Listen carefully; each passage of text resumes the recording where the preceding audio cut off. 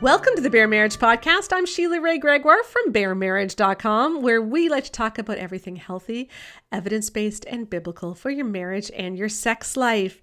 And it is the end of September, which means it is the end of our Marriage Misdiagnosis Month. We have been talking on the blog and a little on the podcast too about some of the ways that Christian marriage advice can sometimes misdiagnose what the real problem is, and then in so doing, they give the wrong solution. Today on the podcast, we're going to look at sexual misdiagnosis. And I've had this in my mind. I've wanted to do this for a while. I have been wondering, what is it that people are actually hearing in their churches about sex? Not just what are we reading in books, because we've analyzed all the books, right? You know that. Just read The Great Sex Rescue. But what are people actually hearing in church from their pastors? And I get sent stuff all the time by people. Here's my pastor's sermon from last week. He talked about sex. It was terrible. And, you know, it's a pastor of like a church of 150. And I don't want to beat up on that pastor. I don't want to analyze that sermon. It just doesn't seem fair somehow. But I did want to tackle this, and I was trying to figure out what to do. Well, I was sent an Instagram Live by a megachurch pastor in Texas, where he and his wife sat down and talked about sex. And I thought, you know, this is a really good one to analyze because, first of all, he's a megachurch pastor. And so he does have a lot of people in his congregation. He's someone who's active on social media.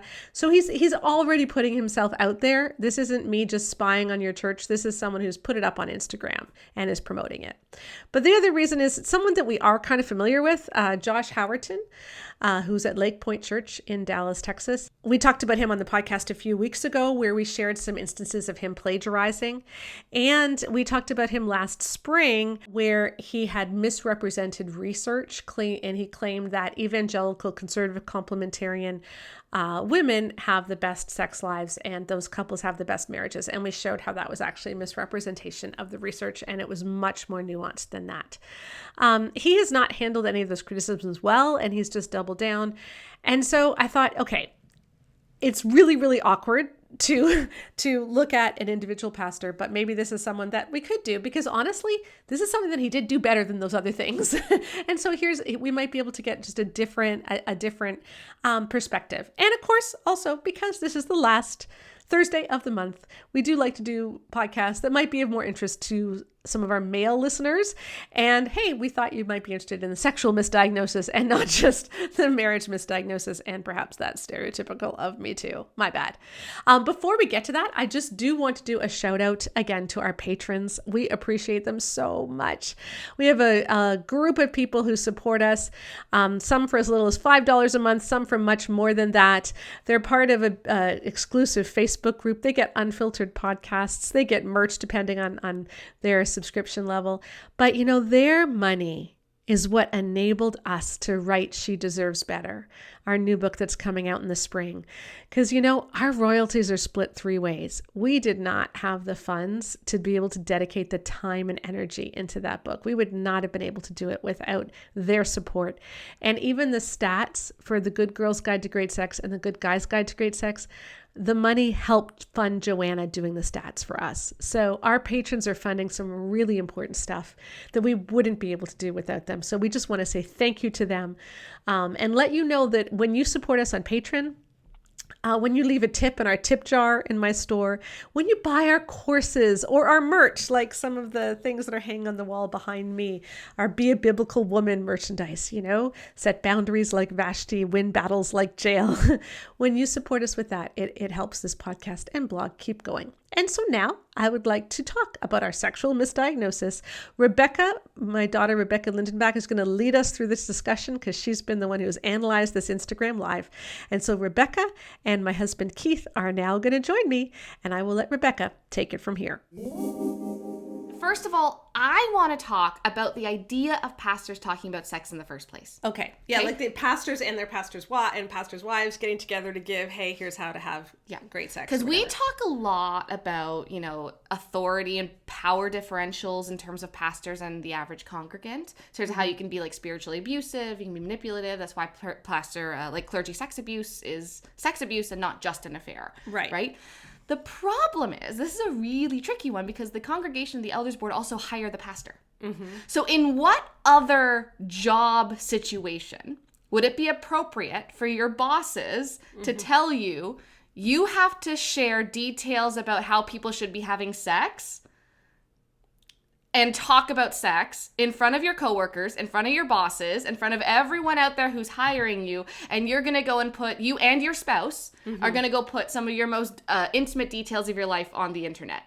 When would that not be considered sexual harassment in the workplace? Yeah. Like, genuinely. No, and I genuinely mean this. I think it is incredibly unfair because pastors go to seminary. They don't have masters in psychology with a focus in sexual therapy practices, right? Like, they are not educated in the research in this. The only thing they have is their theological framework, which is fair to talk about the theology of sex in the pulpit. Perfectly fair. But then their own personal experience. And I'm going to be honest, a lot of pastors have like the least amount of personal experience among sexually active people. And so everyone knows who they're talking about. Yes. Right? Like, this is incredibly inappropriate on so many levels.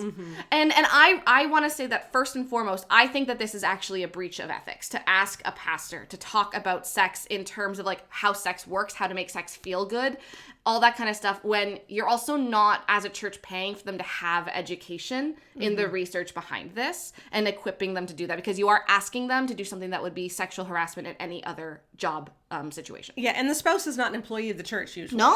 So, but the spouse can't say no, because if the spouse says no, then that looks bad on the pastor. Right. So this is, again, where it's like, I'm not negating how much power pastors have over the average congregant. I'm just also saying that pastors are at a really, really weird power struggle with the people like the elders board, the deacons board, whatever you want to call it in your church. Yeah. And so I just want to say that first and foremost. Yeah, and I also think, like Keith and I, we've spoken at marriage conferences for years now.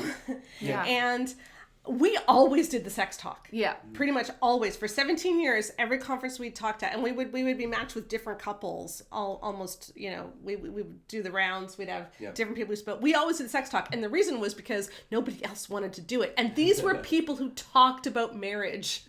Like, these were people who would get up in front and tell you all about their marriage, but people didn't want to do the sex talk. Yeah. Well, the other thing too is I'm a doctor, right? And so the way a doctor approaches things is very clinical, and it's about, what do most people experience? Our automatic assumption is to talk about the issue and all the ways that issue manifests and shows itself. A pastor, the very nature of their job is to be personal, to connect, to talk about what they've personally experienced. So when a doctor talks about sex and when a pastor talks about sex, it's just going to be a different thing. And it's just not fair for the pastor to be put in a position where they have to talk about sex in the way they're used to talking about things, which is about personal experience and all that kind of stuff.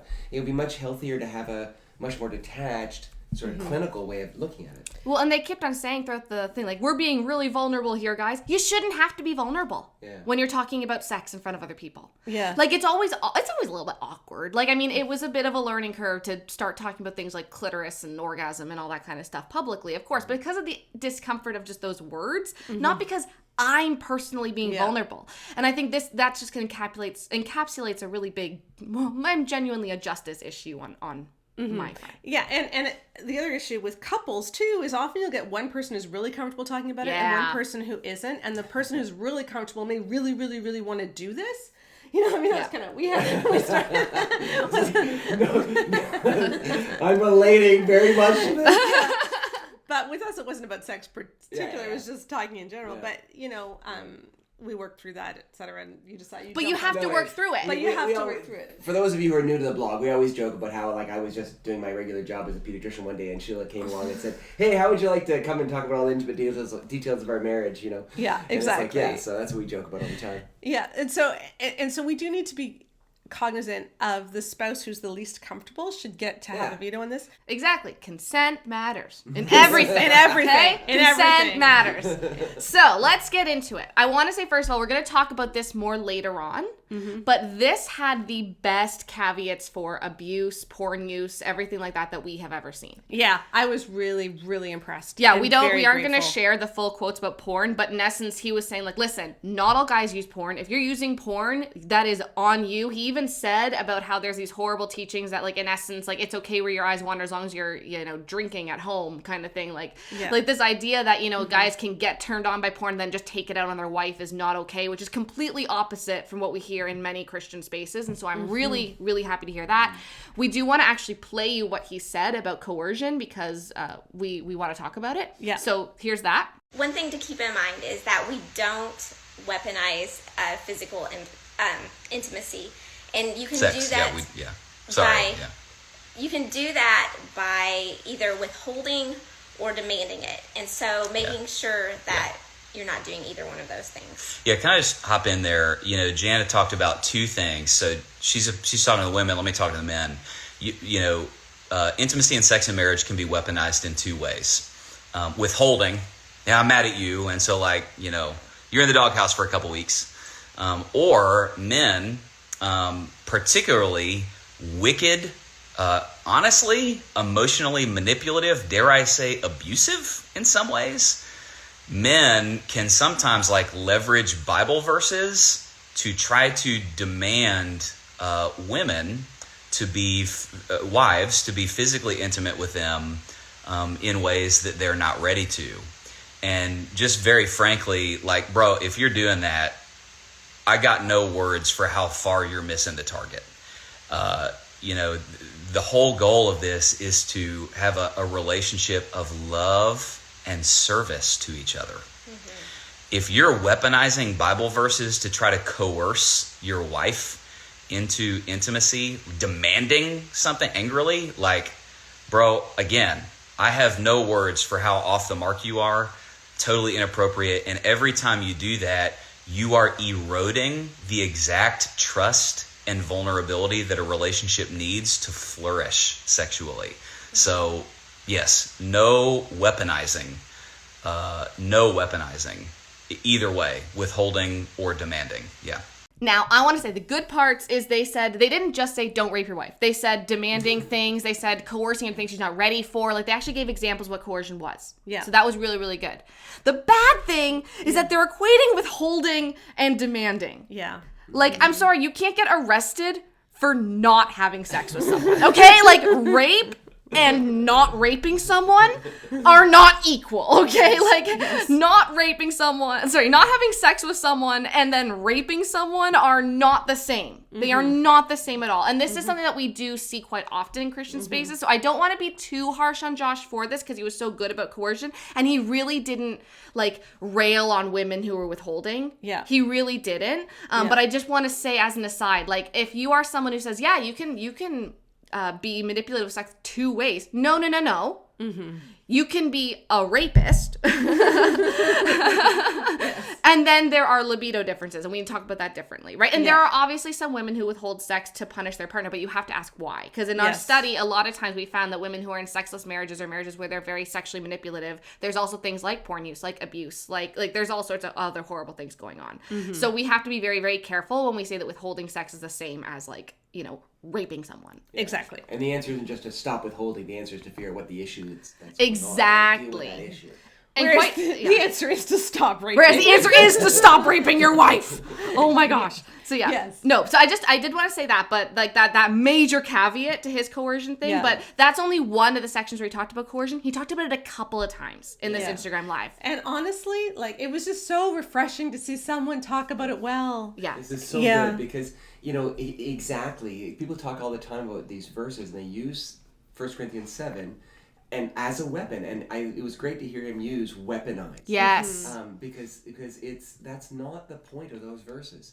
And to see someone in the evangelical church saying that was really refreshing. Yeah, exactly. Because that's not the viewpoint that most evangelicals are saying. Yeah. Talking about another viewpoint that's not normal, he also had a fantastic little diatribe that he went on about the gatekeeping message that girls are told before they're married. It almost sounded like he read the Great Honestly, between those two things, I genuinely wonder if Josh has read GSR. Yeah. I genuinely do, and I want to say huge props for that. If he has been looking into our research and trying to update what he's saying and stuff, I want to say huge props to Josh. We need pastors to be willing to learn. And this kind of stuff that he's saying would never have been said 5 years ago. Yeah. And so I really do think that he's learning and growing, and I want to give him props where props is due. That's fantastic. Yeah. So here's what he said about gatekeeping. Hey guys, so earlier we were saying, it's not a healthy situation in marriage when it feels like the husband's always playing offense and the wife is always playing defense. Well, hey, don't train your relationship to function that way while you're dating. So here's what's not cool. What's not cool is telling your Christian girlfriend, well, man, boys will be boys and my desires are really big, so you're going to have to be the police to make sure I don't cross any boundaries. Nope. Like, bro, it's your job as the leader of that potentially future marriage. And it's your job to exercise spiritual leadership by you being the one that owns walking in godliness in that dating relationship. And ladies, really honestly, if you're dating somebody who refuses to respect sexual and physical boundaries, that's not the guy for you. Like, find some guy that will respect your future marriage, because he's telling on himself right now. Now, I personally don't like the whole leadership focus, Yeah. but I really respect the internal consistency. If you're going to be a church that believes in male leadership, then you should believe in male leadership. Yes. Like, I want to say that, okay? I really respect that, okay? Yeah. And so you don't need to be a leader to be a good Christian and follow Christian teaching. Totally. Right? No, but like, So if you're someone who believes that men should take the initiative in leadership, then they should be taking the initiative in leadership in terms of sexual boundaries. Yes. Like, he should be the brakes. Because if you believe that one of them has to be the brakes and you're a complementarian, should be the dude. Yeah. Logically speaking. Yeah. Anyway. So we were happy about that too. Yeah, and major props to him for that. So he's saying, like, this idea that, if you don't want your wife to, struggle with putting on the gas when you're married, don't teach her how to put on the brakes. Again, I really wonder if you read GSR. So those are some things that he said that we really, really liked. Mm-hmm. Okay? Like, I thought were truly fantastic. And can I just say one thing about that too? Those are the important things. Like, when you're talking about sex, some of the most important things for a pastor to mention are the things that would qualify as abusive. Exactly. Like, helping people who are in abusive relationships recognize this is not normal, this is not safe. And so these are if pastors say nothing else, these are the important things to say. I agree entirely. If this were normal, if this had been normal for the last 20 years, we would not be writing GSR. Yeah. We'd still be writing the orgasm course and Boost Your Libido. Yeah, and GSR. Sorry, the Great Sex Rescue. We always call it GSR among ourselves, but especially since we're often talking Great about it Sex around Rescue. a kid, and we don't want to say the word sex that's in the title. Yes. Yeah, since it's around toddlers. Yes. And no one needs a toddler in the grocery store being like, my mommy wrote the Great Sex Rescue. yes. But that's the thing, is if this had been the norm for the last 20 years, we'd be writing different books than the Great Sex Rescue. Yeah. We would have written a very different book. Yeah. Okay. So now let's talk about where things started to go a little bit off, though. Mm-hmm. Okay. One of the things that did really kind of bother me when I first listened to this was that there's a misunderstanding of how Christian men can be sexually sadistic and selfish even if they are believers.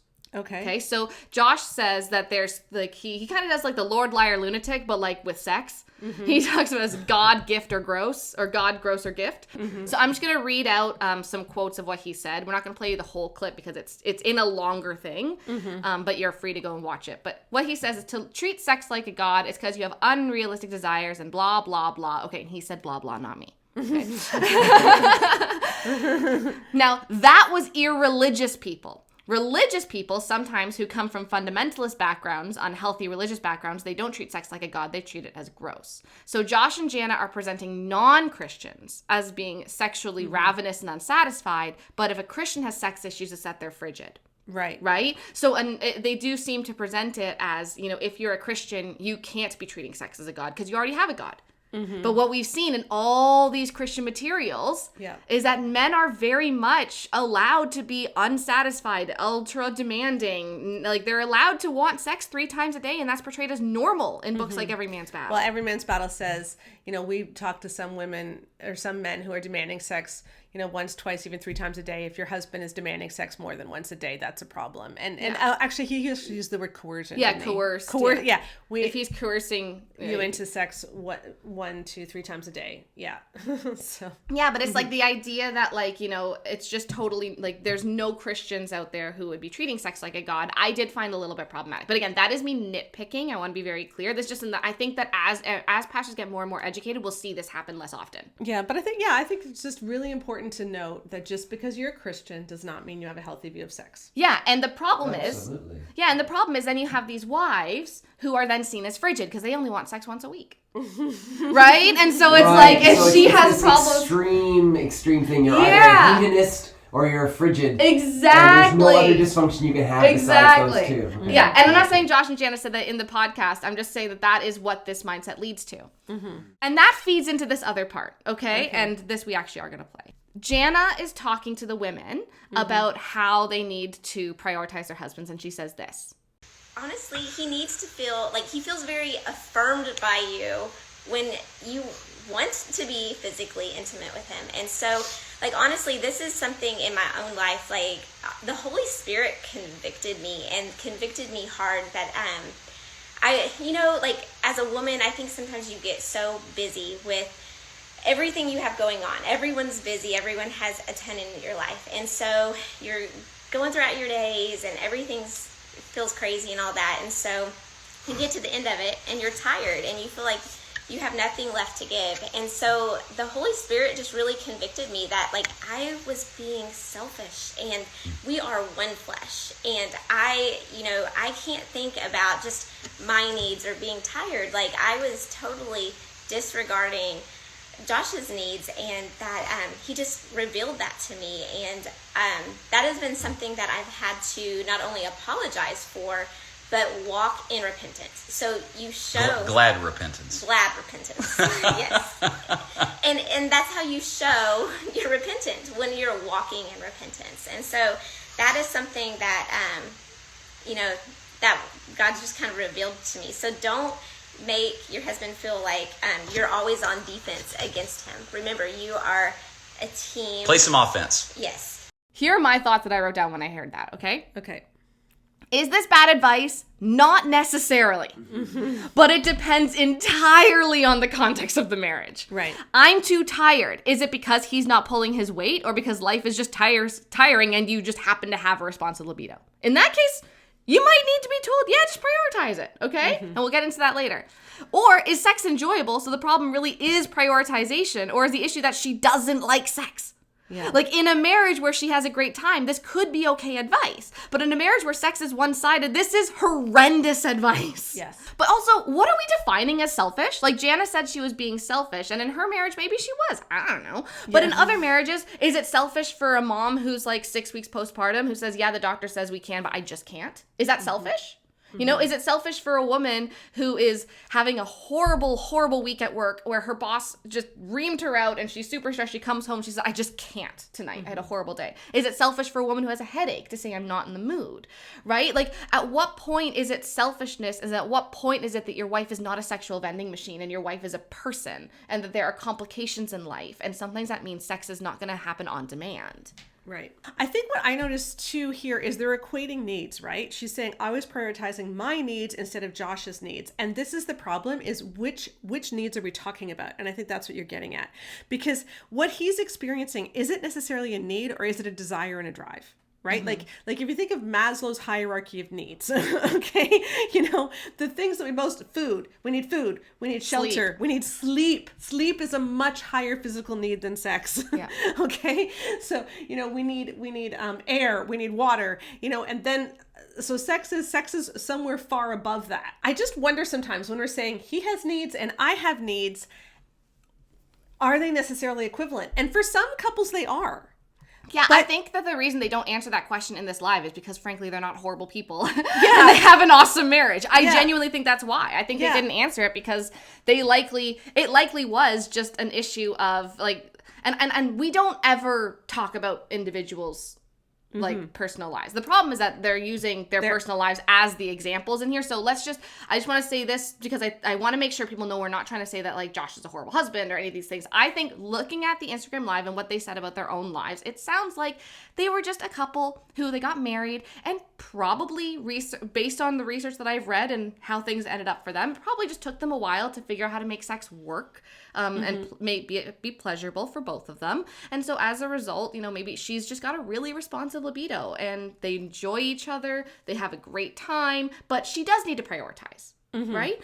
And that's genuinely the life-giving advice to them, because if she prioritizes, he's patient, he's not demanding, nothing like that, but then they have more fun, they're more connected, they're having a fantastic time, they can have jokes and laugh, and they feel connected and lovey-dovey, and all that's lovely.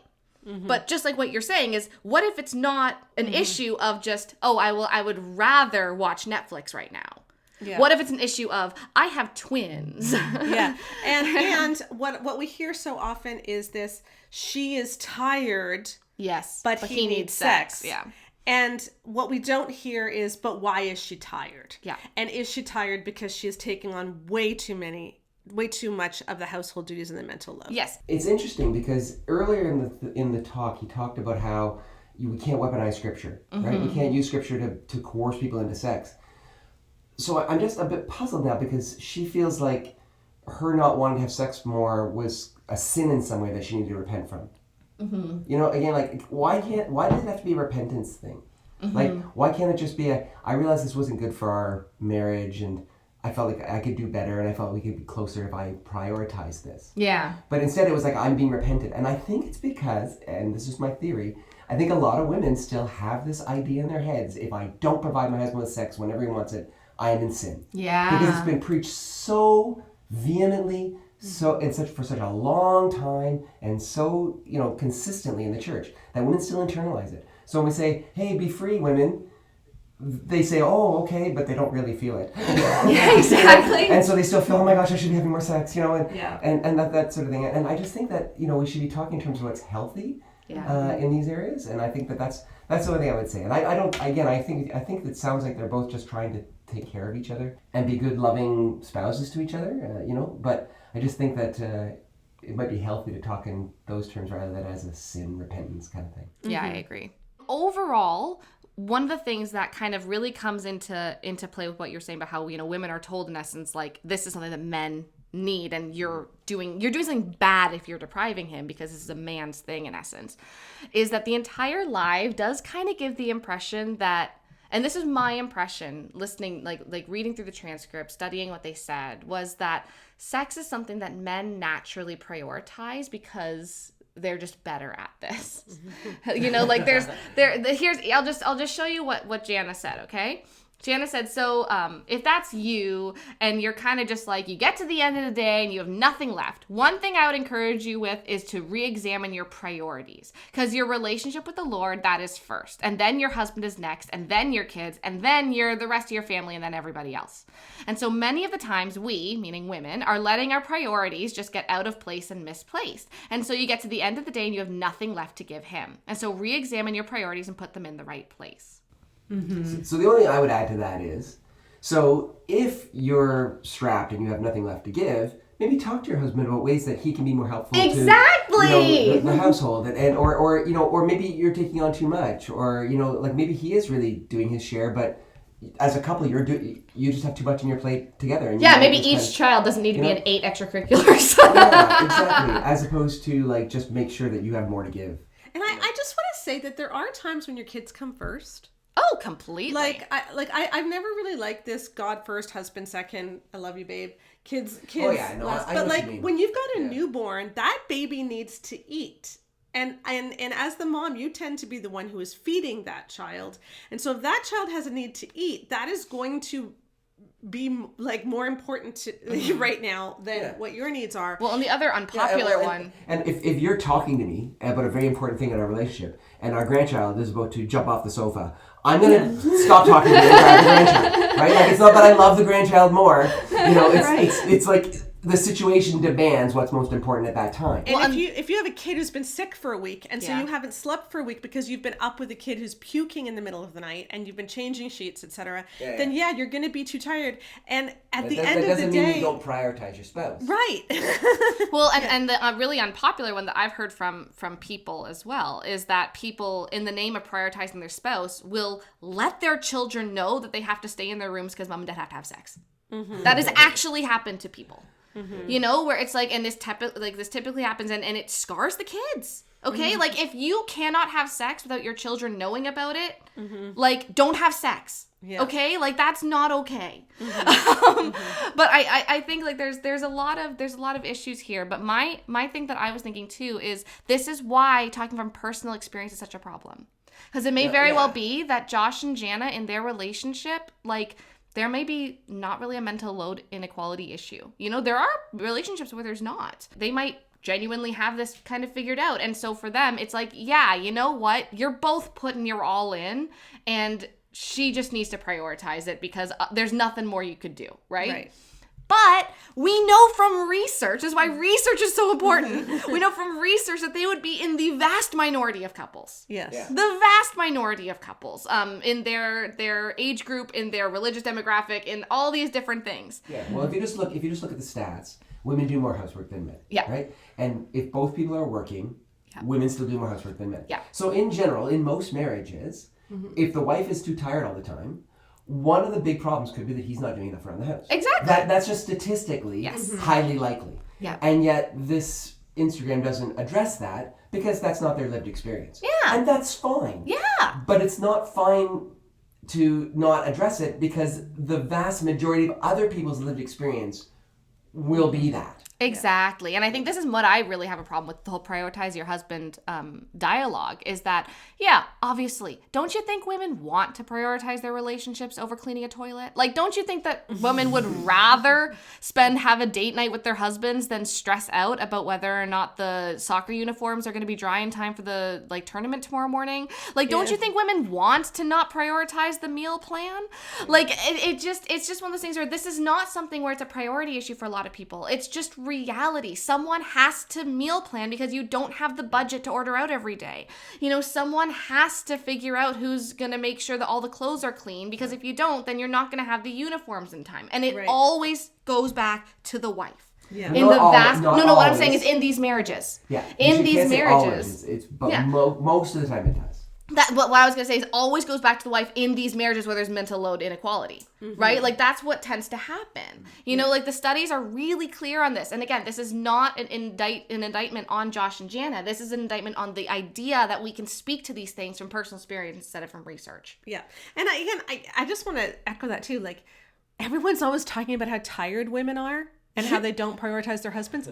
Why does no one ever ask why women are so tired? Why men aren't tired? Like, do they think that we all want to be tired? I don't. Anyway. Yeah. Yes. Like, why, instead of asking why are women so tired, why aren't we asking why men aren't? Yes. Like, that's my question. Oh, say that again. Yeah. If instead of asking why are women so tired, why aren't we asking why men aren't? And I'm going to just jump in here because you're going to get the people saying, oh, you're bashing men again. You know what? If in your relationship, he is doing just as much as she is in terms of the mental and stuff, then this doesn't apply to you. And exactly. So, we're not saying that all men need to do more work. We're saying you need to address this because statistically, women bear a disproportionate load. And if that's the case in your family, as it is in most families, you need to address that. And you need to be open and honest about that. And if it's not the case for you, then you don't need to worry about it. But this whole you're bashing men. No, we're talking about a problem that exists in many relationships. If it exists in yours, deal with it. If it doesn't, then don't. But don't say we're bashing men. We're just saying this is a problem that happens. So I guess my question going in with this is, which is the same what we were just saying, is the idea, it's very clear what a wife prioritizing her husband looks like. Again, according to this live. A wife prioritizing her husband means having sex even when she's tired. What does a husband prioritizing his wife look like? And that's not answered. That's not answered. Men are not told to prioritize their wives. Men are told to be emotionally available for their wives, to be flirty, to be kind, to be loving, and all really, really good advice. But it's so that they can get sex. In the live, genuinely, this happens next. So what they talk about is how they say men and women are really different beings, and they do the whole typical thing that we've said before, like you said before too, where, women need to feel loved so that they want to have sex, and men have sex and then they're all feel lovey and emotional and all that kind of stuff, right? And they say this is just I don't teach that anymore, by the way. No. Yeah, no. I took it out of the new edition of the Good Girl's Guide to Great Sex. Yes. Yeah. Yes. Yeah. Janice says, I think one thing women need to know is that physical intimacy leads to more emotional intimacy for men. And Janice says it's kind of the opposite for women a lot of times. So we need the emotional before we want the physical. But just keep that in mind for your spouse, for your husband. That a lot of times he needs that physical and it leads him to be more emotional, or to the emotional intimacy. And this actually really does bother me. Because here's the thing. We all know having an orgasm leads to certain hormones being released that makes you feel real lovey-dovey. Okay? That happens for both men and women. This whole idea that men are emotionally available emotionally lovey-dovey after sex in a way that women aren't, only is true if a woman is not orgasming. I want to make that very clear. Oh, yeah. That is only true if a woman is not orgasming. Yeah. Okay? If a woman is orgasming, she's also like, ooh, afterwards, right? She wants to snuggle. She wants to fall asleep and drool on him afterwards, right? Like, Yes. that's where you're at. You're like totally out of it. But if she's not orgasming, then he gets all emotionally available afterwards, and she doesn't feel that emotional surge in the same way, right? And so when she feels emotionally close to him, it's in other times. And so she doesn't associate sex with emotional closeness. Exactly. Because she's not getting the hormonal buzz that he's getting. Yeah, and I'm not saying she's getting that hormonal buzz when she sees him, doing with something the really sweet with their kids. like or something like that. sending her the flirty text messages. Exactly. And so this reinforces this idea that we have in the Christian church, in the evangelical church, that women are emotional and not physical in terms of their sexuality, and men are physical and not emotional in terms of their sexuality. Exactly. And again, and I'm not ridiculous. saying that about Josh and Jana themselves. No. We want to be very clear here. We're not saying that, but we're saying this kind of thing is the idea that feelings of emotional closeness comes after sex for men is because of orgasm. It's not because they have a penis, right? It's because of orgasm. And it's just that men are almost doubly as often orgasm reliably with sex. And so they're much more likely for us to think, well, then men just must be this way. No, it's that orgasms make people this way. Right. And men are more likely to have them. But also, too, it's a self-fulfilling prophecy. So if you tell women, you don't really care about the physical aspect of sex. Yes. You only care about the emotional aspect of sex. And you tell men, God's designed you to not care about the emotional aspect of sex, only the physical aspect of sex. You're going to make people who think that way. Yeah. And there are guys out there who still think that showing emotion, crying, being emotionally available, those kind of things are unmasculine. Yeah. Right? And so, and a guy who's a taker, who's takes charge, and in a bedroom he just that's the masculine. It's like being a tender lover in the bedroom is not masculine in these people's mindset, and that's ridiculous. I mean, look at the Song of Solomon. This is an emotional and physical experience, and that's what it's meant to be. And we need to stop all this garbage about men are this way and women are that way because God made them that way. It's because our society's made them that way. And that's clearly evident. It's not because God made us that way. Yeah. And the other thing that makes us even worse is when we think about how like the hormones play into this. Right. What does this actually mean? So men have to be physical first and then they become emotional, okay? So so if they want to do the right thing according to Josh and Jana here, men have to choose to be emotionally available so then they can have sex, okay? So you choose to be emotionally available. Whereas women have to choose to be physical so they can have an emotionally available husband. So let's actually talk about how this works. Because if you're a man and you're like, okay, you know what? I'm getting frustrated. It's been like 2 weeks and we've been busy and things have been happening, but I'm just gonna love my wife. And then we'll have sex when we have sex. That's fine because I'm just gonna be the better man here, right? And you're super emotionally available. You do date nights. There's no expectation. You're just trying to kind of get back to square one. Okay? And then you have sex. And then all of a sudden the emotional isn't really a chore anymore. It's just like, hey, you know what?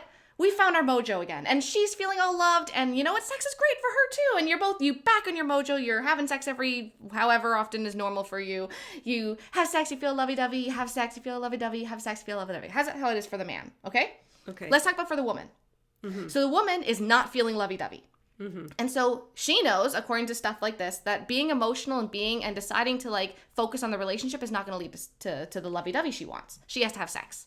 So she has sex, and he feels all lovey-dovey, but she's one of the 20% of women who reports the only real emotion they feel after sex is feeling used.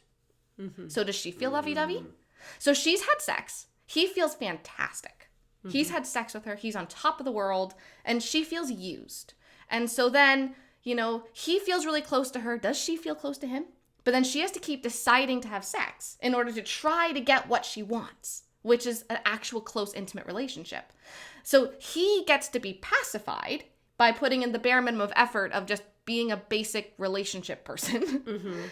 Whereas she has to actively force herself to do something that she doesn't want to do in some cases. Again, not saying Josh and Jana's case. I'm just saying that in some cases of the women who are listening to this, these are men who are not abusive, who are not using porn. It's just that sex has never felt good for her. It's just always been something that she feels incredibly resentful to God about because she feels like she was promised this thing, she didn't get it. He has never really understood how foreplay works. They've never figured out how to make her orgasm, and she keeps on hearing over and over and over again, she thinks all I want is to have a happy marriage, and I want to have I want to be fun together, and she has to keep having sex that makes her feel horrible to have him pay her even the most basic modicum of relationship courtesy. Yeah.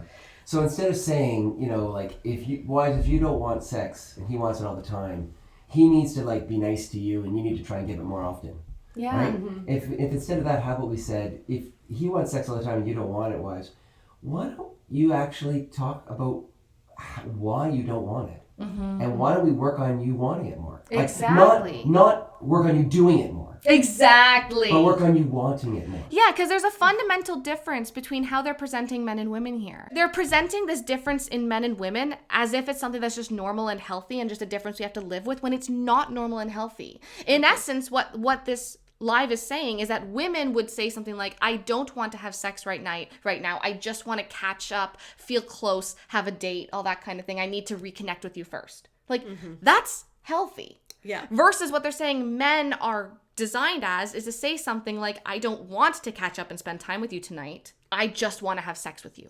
But then if you do, I'll want to spend time with you. Yeah, but that's not healthy. That's not healthy. Yes. It's not healthy, and that's not a masculine thing. I'm not saying they're saying men should say that. I'm saying that there are men who are not necessarily abusive, who are incredibly emotionally immature, who would say things like that to their wives. Or not even necessarily incredibly emotionally mature, but just haven't really been taught. Because to be honest, we are not taught healthy ways. We're taught that men are all like this and women are all like that and all this kind of nonsense. And so people try to live out these scripts rather than just doing what their heart is telling them. Because I think the heart of most Christian men, if they're not having sex regularly with their wives, their natural heart would be to say, what's going on? How can I make this better for you? How can I, why is this something you don't want? But instead we're taught, be a man, take the lead, fix the problem. And that makes the problem worse. It does, because here's exactly what you're talking about. That's how it should be. It should be like, hey, this is obviously a problem. There's a canary in the coal mine. But instead, this is what often happens. And Josh actually gives an example from his own marriage. Okay? And again, I don't like talking about examples from their own marriages, but he has literally no examples other than from his own marriage. Okay? So even though, remember earlier, Josh had said that it was only non-Christians who have their identity tied up in their sexuality, he then says this. There were times earlier in our marriage where we were trying to figure out intimacy and, mismatched, levels of desire, that kind of thing. And when that happened, it was deep. Just to be really vulnerable with you, it was really emotional for me. And it caught me and Jan off guard because even though my head knew that it wasn't, my heart felt like I was experiencing a deep personal rejection from my wife. And, when you're always playing offense and she's always playing defense, it can feel humiliating, degrading, like a personal rejection. What I found interesting is having read that, the message wasn't that he had to personally repent of having his identity in sex. It was that his wife then had to gladly repent of not prioritizing her husband. Yeah. So this is the whole problem, is they don't see it as a canary in the coal mine. They see that as a problem of this is a personal thing for men. Men's identity is tied up in sex, and so you have to make sure that you're affirming them. They use the word affirm a lot when it comes to women towards their husbands. And I think that's a natural outflow of the way that we teach in the church. Yeah, right? But even not in the church. It's of course it feels rejecting to have someone not want to have sex when you want to have sex with them. That's fine. Yeah, but in the church we also say, you don't ever have sex outside of marriage. Yes. And you get married so that you will have sex whenever you want it. Yes. Because now you're married and it's okay. And then she doesn't want to. And now you're trapped. Because here's this woman who promised and she's not delivering. And that's the way it gets framed. And it's so unhealthy. And so many men, as I said earlier, our view of masculinity is tied into all these things instead of who we are in Christ. I feel what Josh was saying. Yeah. I totally do. Because we've talked about this before too. In our early years when you had vaginismus and we had troubles with that too, I felt rejected. And you weren't rejecting me, but I felt rejected because of the way that I've been taught.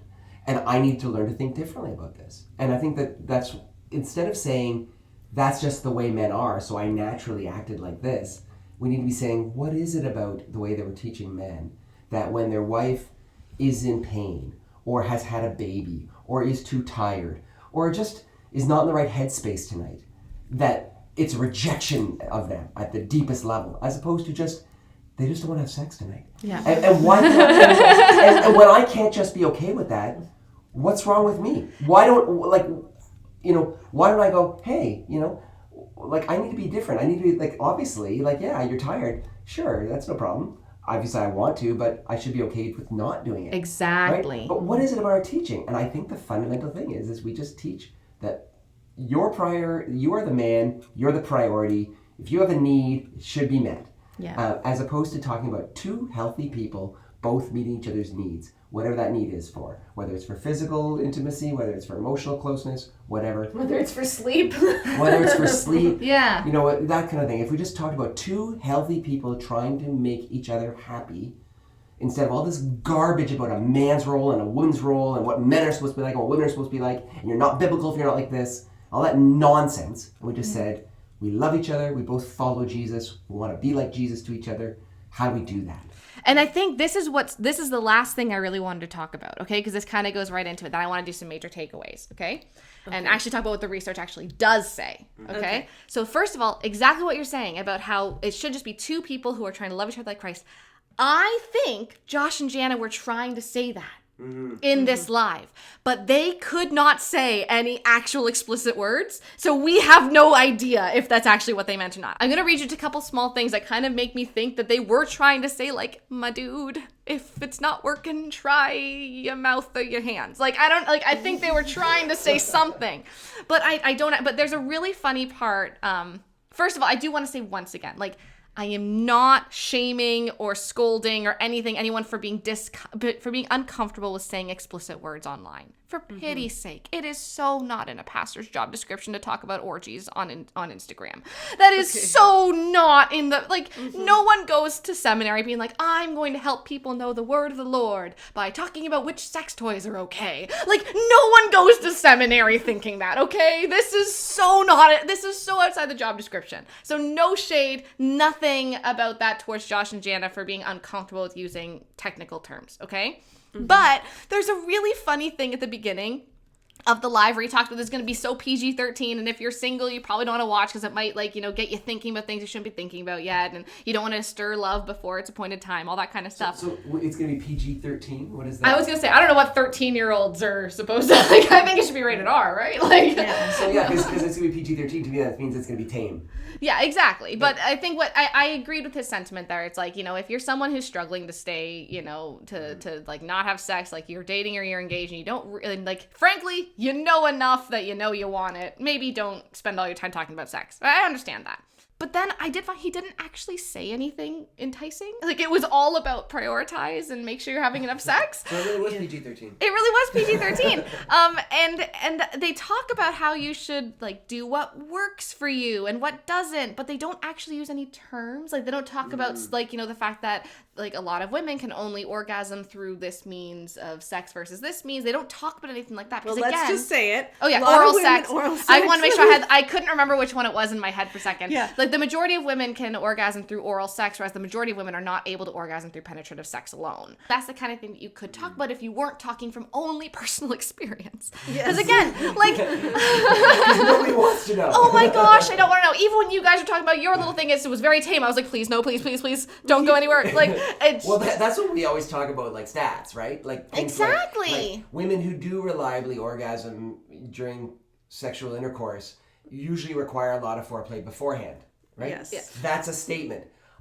You're never going to hear anything at all. No, please don't even go there. Don't even go there. No. Yeah. I'm going to interrupt and say, so they what Josh and Jana do say in this about kind of that communicating and making sure it is two people loving each other to the best of their ability is to talk about how you have to have conversations. You have to talk about it. And they advise that people, but they don't ever actually use terms again. So Josh says to couples who are trying to communicate to say, hey, next time we go on a date, why don't we spend a few minutes on the drive home or something like that talking about what's working and what's not working with each other with physical intimacy.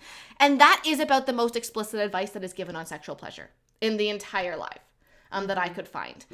And it could mean I want more oral sex incorporated. Or it could mean I don't like the underwear that has holes in the crotch and a mysterious stain on the butt. Like, it could be either of those, okay?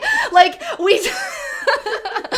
I don't know. And this is why it's important to use terms because, like you said earlier, Dad, women have been so trained to not speak about their needs. And I think half the time they don't even know what their needs are. Exactly. And I liked, and they said it was really important to talk about things when you weren't in the thick of things. And I think that's entirely right. I also think it is important to talk in the thick of things, and women need permission to talk about it in the thick of things. Again, if we're going from research and not personal experience, research says the number one determinant of a female orgasm is the ability to speak up during sex. Mm-hmm. That is the number one determinant. Mm-hmm. That a study of 50-something thousand people. Mm-hmm. Mm-hmm. It was like 28,000 women or something. But I'll find it and I'll link it in the podcast notes. And I just want to say, for all of you who are listening who are having trouble with orgasm, we have an orgasm course. Yes. And please take a look at that. It's based in research, not based on us.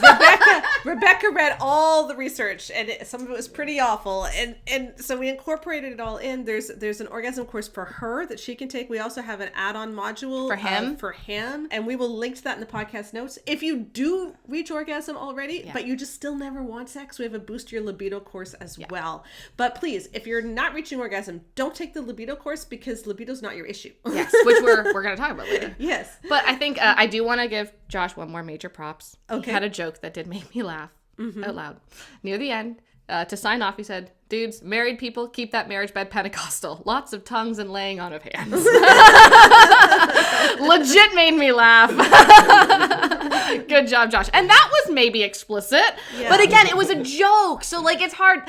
We just need to be able to use terms. And that's why we need to send this out to researchers versus having pastors do it. To me, my biggest takeaway from this, in terms of the larger context, is that this is an example of how when we give advice based on our situation, we do not understand that there are others who are not in our situation who this advice can totally backfire for. And I do, once again, major props for doing what most people have not done and making sure that people who have porn in their marriage or abuse or sexual coercion, they really were screened out in this Instagram live. But even when you're only talking to like quote unquote healthy couples who might just be experiencing some dysfunction or communication issues, we still have this major problem when we're going from personal experience. You know, I didn't listen to the whole thing, but is there ever a talk about when the wife has the higher drive than the husband? Oh yeah, no, they did a great job with that too. Yeah, they talked about that. It was a really it was a throwaway comment more so, but they did mention it. Then they didn't then say the husbands need to prioritize sex. They just said that it's hard for wives. Because again, though, it's this is the idea. We're going from personal experience. The personal experience that they have is not that men don't like sex, right? And so how do you relate to that unless you're going from a research-based perspective? Exactly. Another example of how this like personal advice can backfire is they had advice for dating and engaged couples, and I want to use this one because it's just so much more obvious. They said that they're really pro short engagement. They got married 4 months after getting engaged, and they just don't believe in people being engaged for longer. That kind of stuff. And it's like, you know what? That worked great for them. But what about people who are getting married who are maybe they're in their 40s and they have like an 11-year-old and a 7-year-old from previous marriages? It is unfair to those kids to be thrown into a new relationship that quickly, right? What about people? Well, it can be unfair. It can be, yeah. Like, in a lot of times, like, or what if you just met each other and you don't know each other's histories? Getting married after only 4 months can be really unwise in those situations. There's other people who may have maybe you start dating at 16. You're not getting married in 4 months. Like, there's lots of other what ifs that are not addressed by one person's personal situation. You can talk about, the general principles, of course, but that example just kind of encapsulates the giant problem is this utter complete, no, this is the answer. The answer is to not be engaged for very long. And it's like, well, not for everyone. What about school? What about jobs? There's different circumstances that can impact that. And so in the same way, the advice that the Howertons give about sex likely works for marriages like theirs, okay? Maybe it's a marriage where both of them enjoy sex when it happens. They don't have major mental load problems. It's just that when they first got married, things took a while to catch on. And studies have shown that if a woman has an orgasm the first time she has sex, she has the same likelihood of having a high libido as a man. If a woman does not have an orgasm the first time she has sex, she's much more likely to have a low libido. And that makes perfect sense. Your brain learns from the get-go, oh, this is something that might not do anything for me. Yeah. Versus this is a sure thing. And so maybe that's just what happened here. Maybe there's a situation where there's a couple where it just took them a while to figure it out. But once they did figure it out, it was great. And so the answer was priority. And this advice might work great for people in their situation. But that doesn't necessarily work for the woman who doesn't orgasm. It doesn't necessarily work for the couple who has major mental load inequalities, so that it's not just that she's tired and he's tired, it's that she's tired and he's not. It doesn't work for the couple where there's other complications that are happening that are making sex just less of a priority right now, and that is the right thing. It doesn't work for all those kinds of couples. And again, I'm not including abuse or porn because they actually did a really good job screening that out. So I don't think it's fair to give their advice to people who they did specifically explain why it's not applicable to them. Yeah. And again, I think this is kind of like the same thing we said about the Kellers, right? Where they probably have a great marriage, but in their book, The Meaning of Marriage, they had an anecdote which if people in other situations read it, it was specifically about pain.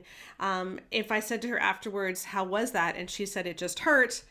Tim says, I would be devastated and she would be too. But they never mentioned vaginismus. And they never said that, they actually just figured it out and things got really good because they communicated and prioritized her experience. They didn't say that. They didn't say that. They actually said that you're supposed to not think about your experience and instead focus on giving. So, that's an example of this worked for them, but people in very different situations reading that could have a very different interpretation. That's why it's so important not to do this from personal experience. And I just want to say, okay, just because you're a pastor doesn't mean you need to be good at sex. That's not a course in seminary. No. How to make that bedrock 101? No. Not in the curriculum. We need to stop thinking that the pastor and the pastor's wife are the best examples of marriage in our congregation and are the best examples of parenting in our congregation and are the best examples of sex in our congregation. Because the pastor and the pastor's wife, assuming it's a male pastor, are still human. Yeah. And you might know huge pressure to put on them. Yeah, you might know a lot about Greek and about ancient Roman history, and you may have a great prayer life, but she may really struggle with orgasm.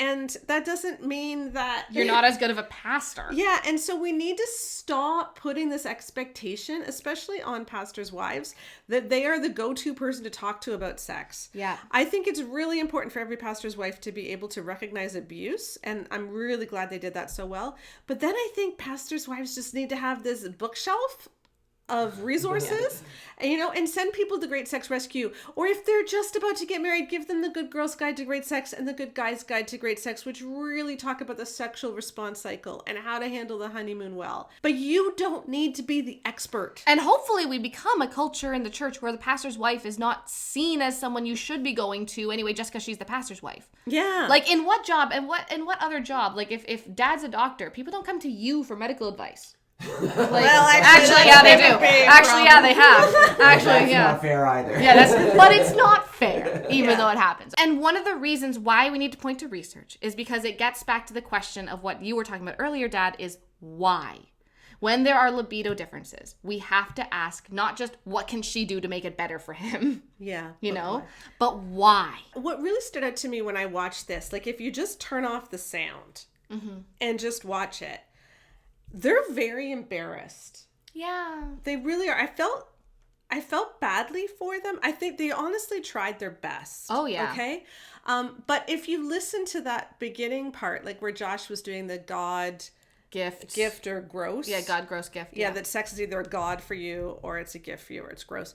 They were saying about how important it is not to have shame about sex. Yeah. And yet they were obviously uncomfortable talking about it. And I think that's part of the problem is we can't tell people not to have shame about something if we ourselves are uncomfortable talking about it. And most people are. And I would say too that the problem is not that you should get over your shame to be able to talk about it publicly. Sex is something that is supposed to be private. Yeah. Sex is something that is profoundly private. It's supposed to be only between you and your spouse. And this is once again why it is inappropriate to ask pastors to speak on sex when they only have personal experience to go on. It's not inappropriate to ask someone who is a sex researcher, who is who is a psychologist even, someone who can talk about it from a research-based perspective. Then you can actually talk about it without shame, okay? There is no universe in which, like, I think I qualify as a sex researcher at this point. Yeah. Like, there is no universe in which I would not be embarrassed talking about my personal sex life. Anyway, even just saying personal sex life, I have like a visceral reaction. So does my dad. I'm gonna shut that down. Yeah. No, like, there's no, like, that's the thing. I talk about this every single day with my family. Yeah. And I still would never be able to do that. Yeah. Because it's inappropriate. That's why research is so important, because the goal is not to not be embarrassed by things that should be embarrassing for other people to know. The act of sex is not shameful. But it is embarrassing to have other people thinking about you in that context. And it's inappropriate. This is the other thing. If you're a pastor and you're talking about your own personal sex life, there is an element where you're now inviting the congregation to think of your wife like that. And especially in a small church, that's difficult. But there's one other aspect. And this is actually your line, and I'm going to steal it from you because you haven't said it yet. In this live, they talked about all kinds of aspects about sex. They weren't overly explicit, like you said. They didn't say the words, but they talked about libido. They talked about porn. They talked about lust. They talked about all this stuff. The only thing that they didn't really talk about was her pleasure. Yeah. That's the only place where they really did the euphemisms and where they weren't clear. And so it gives the impression to me, and I see this in so many things, that it's not that Christians think sex is taboo to talk about. Yeah. It's that they think women's pleasure is taboo to talk about. Yeah, my actual line was, sex is not taboo in church. We talk about sex all the time. Good sex is taboo in the church. Yeah. That was my actual line. Yeah. Good sex is taboo. Because it's not just women's pleasure. It's not good sex. If he's having a good time and she's not, it's not good sex. It's one-sided sex. And that's why I think until we're able to talk about these things in broader research-based terms that are not personal, we're never going to be able to have good sex not be taboo, because it is incredibly inappropriate. If Josh and Jana got up there and was like, well, here's what works for us, that would have been horrendous. But that's what it would have been, because they only spoke from personal experience. But I do want to say, they could have mentioned the orgasm gap. And they could have said... Except that I do not think it is appropriate to ask pastors to know this kind of thing. That is not in their job description. That's what my point is. The point is we should not be having pastors talk about this. We should be telling pastors you are allowed to not know everything. You are allowed... Like there's a lot of stuff I don't know stuff about. Right? Yeah. Like, I don't know about, But I still, no, I'm gonna push back here a little bit. I still think there really is an issue where the only thing that we can't talk about is women's orgasm. So we can talk about guys' porn use, we can talk about libido, we can talk about all this stuff, but somehow we still just can't talk about women's orgasm. And that is one of the big reasons for the orgasm gap. I'm not saying pastors should talk about the orgasm gap. I agree with you. The pastors shouldn't be talking about this at all. But the fact that over and over again, whenever, like, okay, here's my thing. I get sent so many Instagram reels. Yeah. And so many articles about sex advice that goes, sex is a gift from God. Yeah. Women, it means so much to him. And it can invigorate you too. Make it a priority. This is a wonderful thing that is life-giving in your marriage. Yeah. Don't feel shame about it. Embrace your sexuality. Have sex with your husband. He'll feel amazing. And that message, when the orgasm gap is not acknowledged, when it's not acknowledged that over 50% of women aren't reaching orgasm, that message doesn't work. That message only works when she's reaching orgasm. Yeah, reliably. Yeah. And yet, that is what we hear over and over and over again. And I will die on this hill. Yes. Like, until the orgasm gap is the first thing we talk about before we talk about frequency, before we talk about how much he needs it, before we talk about how it is a gift from God even, and it will make your marriage feel amazing. We need to talk about how orgasm matters. Sex, when she does not orgasm, does not necessarily feel like a gift from God for her. And the more we lecture her about how sex is a gift from God, you need to embrace it. When she is not reaching orgasm, the worse she's going to feel. And so that's why it really bugs me when people can talk about everything, but not the orgasm gap. Yeah. And on Friday, there was a really interesting article by the Gospel Coalition Canada that did this, and I think you're going to analyze that a little bit. Yeah, on I'm the going to try newsletter. to in the newsletter. Yeah. So if you are not signed up for our email list, you need to be. Every Friday, Rebecca writes basically a whole other blog post. It's usually amazing and insightful and the best of the week, but it doesn't really go online. So sign up for our email list. 45,000 people are there, and you will get her example of the Gospel Coalition doing the same thing, mentioning frequency, mentioning how great sex is, mentioning how you got to meet each other's needs, but never mentioning the orgasm gap. Yeah, and again, I do think that the reason the orgasm gap is not mentioned is not because people don't care about women. It's because we've normalized that you talk about it from personal experience. And because his orgasm is guaranteed, there's no reason to talk about men's orgasm. Right. And so we're asking then, if you're asking these people who are speaking from personal experience to mention women's orgasm, you're asking her to be more vulnerable than he is. And that is inappropriate, which is, again, why we need to talk from research, not from personal experience. Like, this issue is not going to go away until we start looking at this from a research-based perspective. Yeah. I do wonder, now, the question is, of course, why don't we talk about it from a research-based perspective? And I have a theory about that. Because we're allergic to research in the evangelical church? Other than the obvious reason, why don't we talk about it? And I think the fact that this was Josh and Jana made me think about this, okay? How do plagiarism and bad sex talks, or like half, not bad, I don't want to say it's bad, but unhelpful sex talks go together? I think that when you're in a culture, in a church, where you as the pastor have to be all-knowing and all-wise, and so you would never, like, you just don't really cite everything because you want to look smart. Because, again, there is no good reason not to cite other than I want it to look like it was my idea. There is no really compelling other reason. Right. And you're referring, of course, to the podcast a few weeks ago where we did show several instances of Josh Howerton plagiarizing in like a 1 8-minute clip. Other people, and we will link to that podcast so you can listen to it. There's been an ongoing conversation on Twitter as well, and I will link to my thread on that. Yeah, but if you're in a church culture where it's expected that you are the wisest, you're the smartest, and that's why you're the pastor, it's because you have this gift. You know, you're like knowledgeable. You have all the answers. And the reason you get that reputation is because you keep on saying all these really wise, pithy things that you don't cite. Wouldn't it be kind of weird to have sex be the first thing you started not being the expert on? Like, that's the thing, is if you're in a culture where you're allowed to plagiarize, then why would you suddenly go to research about sex? Wouldn't it just be a little bit weird or embarrassing if sex was the only thing that you didn't know everything about? Yeah, and the interesting thing about the Twitter conversation around plagiarism was how many pastors were defending Josh Howerton. Yeah. This is not a Josh Howerton problem. No. He's a great example of it because he's written these threads defending plagiarism, but so many pastors have chimed in saying, yeah, you don't need to cite your sources. And it's interesting because when I asked normal people on Instagram, 4,000 people responded, 97% of people said, yes, he needs to cite, but pastors don't see it the same way. And so this is an area where pastors are really out of touch with what their congregation thinks. Yeah. And so if we got into a culture in the church where it's normal to turn to experts and to let your congregation know that you are not the all-knowing harbinger of truth. You know, where it's like, hey, I got this advice from Andy Stanley. I got this from this person, all that kind of stuff. Then it would be totally a no-brainer to be like, oh, I'm going to do an Instagram live on sex. Okay, well, let's look at who's talking about sex and what their research is. That would be a no-brainer because that would be the cultural expectation.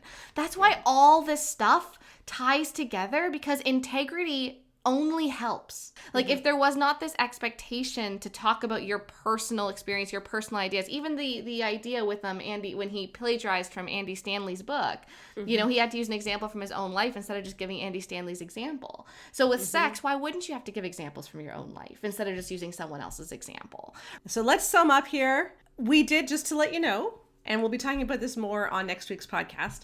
But we did run this talk through our rubric. And it scored neutral.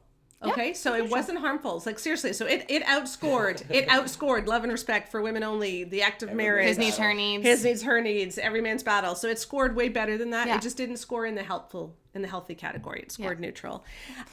We also updated our rubric. And we have some news about that, which we're going to share on next week's podcast, and talk about some of the scoring we did. But if you would like to see our rubric and our scorecard, you can go to our site and download that right now. We will have a link in the podcast notes, and we will also have a handout that pastors can use, or authors can use, where if you are going to talk about sex, make sure you mention all of these things and don't forget something important.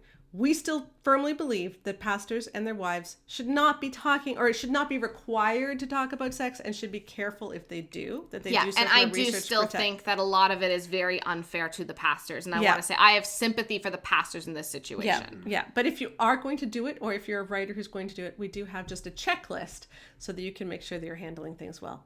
So again, we just, as we wrap up our marriage misdiagnosis month, we just did want to listen in on an example of how sex is currently being taught in one of the larger churches. And I hope that it was North encouraging America. that so much of it was so much better. I know that was encouraging for us. It's encouraging that we're at neutral, guys. We're at neutral. We've achieved neutral. I mean, there was nowhere to go but up. I'm going to be honest. Yeah. But again, we still have this misdiagnosis where we're talking about frequency and priority. Because we're focusing on personal examples rather than research as a whole. And we're ignoring women's orgasm and the orgasm gap. Very important stuff. So thank you for joining us on the Bare Marriage Podcast. Do take a look at our orgasm course or our libido course if one of those would apply to you. And again, our books, Good Girl's Guide to Great Sex, Good Guy's Guide to Great Sex, are wonderful for helping couples start well and understand the sexual response cycle so that you don't develop that huge orgasm gap that we currently have, and maybe we can overcome it earlier. So stay tuned. Next month in October, Keith and I are not going to be on the podcast much. There's going to be little segments that I'm gonna do early, but Keith and I are taking off. It is my 50th birthday, our 30th anniversary cruise that we are taking 3 years late. 3 years late. So Thanks, COVID. Well, I mean, a couple of years late for different things. So thanks, babies. And COVID. And so we are going to take off on that, and the podcast will be in Becca and Connor and Joanna's hands. And we're going to be talking a lot about research, but what research is finding, but what our research has found that you might not know yet, because we got some new findings to show you, and so you're not going to want to miss it. Yeah, and all of October on the blog, peer-reviewed research and new research. It's just going to be awesome. All these new studies that have come out, just amazing. So it's a research-focused month. It's going to be fun. And we will see you then on Bare Marriage. Bye. Bye.